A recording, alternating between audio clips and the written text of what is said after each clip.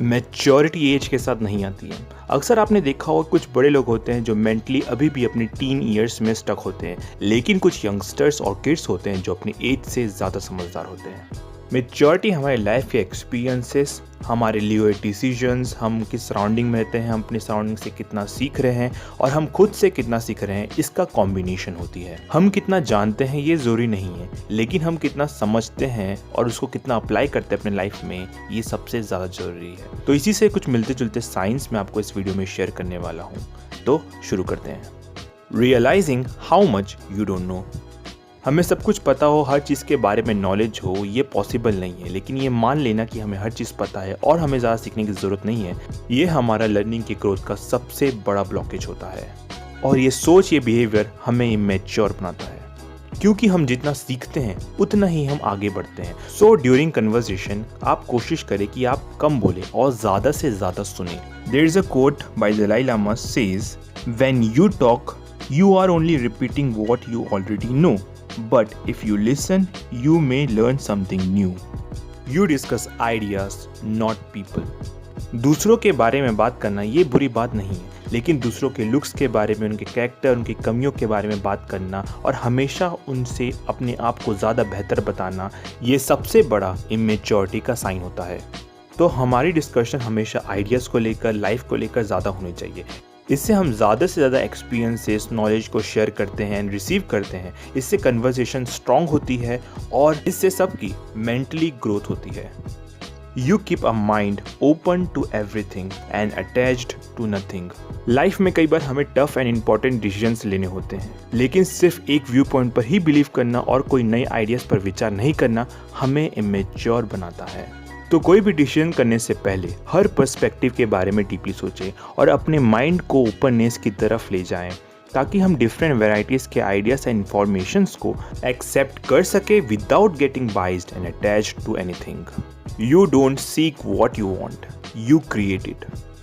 हर किसी के पास ड्रीम्स होते हैं, गोल्स होते हैं जिसे आप अचीव करना चाहते हो, लेकिन सही टाइम का इंतज़ार करना या बस सही अपॉर्चुनिटी का वेट करते रहना हमें हमारे गोल्स तक पहुंचने से रोकता है, जिससे हम मेंटली वीक होते हैं। सेल्फ डाउट, एंजाइटी, ऐसे कई चीज़ें हमारे दिमाग में आनी शुरू हो जाती है। पर कंटिन्यूस अपने स्किल्स को अपग्रेड करना, सीखते रहना, अपने प्लान्स पर एक्शन लेना हमें हमारी गोल्स की तरफ आगे बढ़ाता है, जिससे हम अपॉर्चुनिटी को ढूंढते नहीं हैं, अपॉर्चुनिटी अपने आप बननी शुरू हो जाती है हमारे आसपास। Being grateful and gracious, not complaining. अगर आप भी अक्सर कंप्लेन करते हो कि हमारे पास इनफ मनी नहीं है, हमारे पास कोई पार्टनर नहीं है, सही फैसिलिटीज़ नहीं है, और अक्सर हम उन चीज़ों को ब्लेम करते हैं जो हमारे पास नहीं है, इस वजह से हम अपनी कैपेबिलिटीज़, एबिलिटीज़ और उन चीज़ों को इम्पोर्टेंस देना भूल जाते हैं जिसके लिए हमें ग्रेटफुल होना चाहिए। ये भी मैच्योरिटी का साइन होता है। So be grateful what you have, और आपने जो खुद से क्रिएट किया है, by this you will have more. Helping yourself, not just expecting others to do it for you out of a sense of entitlement. दूसरों से उम्मीद रखना या उनके भरोसे बैठे रहना या उनके अप्रूवल का वेट करना हमें कमज़ोर बनाता है और सेल्फ इंडिपेंडेंट बनने से रोकता है। जब भी आप कोई प्रॉब्लम में फंसे होगे तो आपको खुद की हेल्प करनी पड़ेगी और कोई आपकी हेल्प नहीं करेगा, क्योंकि ये आपकी प्रॉब्लम है। लेकिन आप एक काम कर सकते हो कि आप उस फील्ड के रिलेटेड लोगों से हेल्प ले सकते हो जो आपकी जेन्युइनली हेल्प कर सकता है। फिर भी आपको अपनी प्रॉब्लम का सल्यूशन खुद ही ढूंढना पड़ेगा। Finding joy in the success of someone else, not N V और क्रिटिसिज्म। जो सबसे बड़ा इमेच्योरिटी का साइन है वो यही है कि दूसरों के सक्सेस से जलना। आपने एक बात नोटिस करी होगी, जो लोग टॉप में होते हैं वो सिर्फ अपने आप को बेटर और बेटर बनाने में फोकस करते हैं, ना कि दूसरों को क्रिटिसाइज करने में या उनसे जलने में, क्योंकि वो टाइम की इंपॉर्टेंस जानते हैं और ये भी जानते हैं कि दूसरों को क्रिटिसाइज करने से अच्छा है कि हम अपना टाइम अपने आप को बेटर और अपने काम को और ज़्यादा बेहतर बनाने में लगाएं। Knowing there is always room to grow and improve and reaching out for help.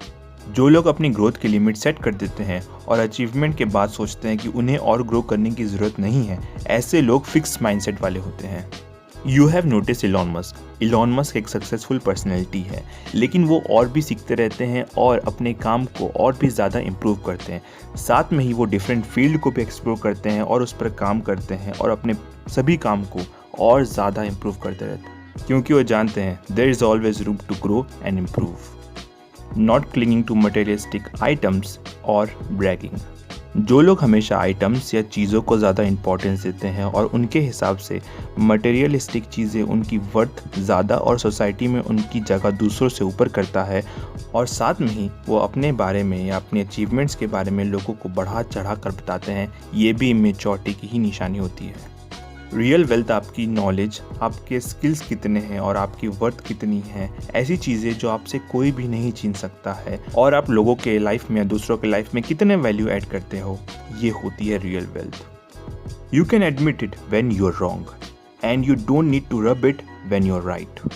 जब भी आपसे कोई गलती होती है यानी मिस्टेक होती है, तो उसको समझना और एक्सेप्ट कर लेना, इससे हम उस मिस्टेक को सुधार कर सही कर सकते हैं। लेकिन अगर हम अपनी गलती मानेंगे नहीं तो वो मिस्टेक हमेशा रह जाएगी और कभी सुधरेगी ही नहीं। और जब भी आपको 100% श्योर है कि आप सही हो, तो कभी भी उसको मिटाओ मत।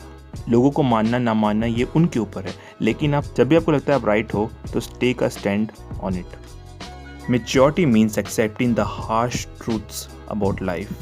लाइफ की लाइन कभी स्ट्रेट नहीं होती है, वो हार्ट बीट की तरह कभी ऊपर कभी नीचे होती है, और लाइन स्ट्रेट मीन्स डेथ। हमें कई बार टफ सिचुएशन फेस करना पड़ता है जिससे हम मेंटली भी परेशान हो जाते हैं, like rejection, failure, struggle, peoples. ये सब लाइफ का पार्ट होता है। लाइफ के हार्श ट्रुथ को समझना और उनसे बिना डरे सोच समझ कर सही डिसीजन लेना हमें मेंटली स्ट्रॉन्ग बनाता है और मैच्योर भी बनाता है। डू कमेंट में आपको ये वीडियो कैसा लगा हो और कितने पॉइंट्स आपके अंदर है, ये कमेंट करके बताएं। तब तक के लिए मिलते हैं नेक्स्ट वीडियो पे।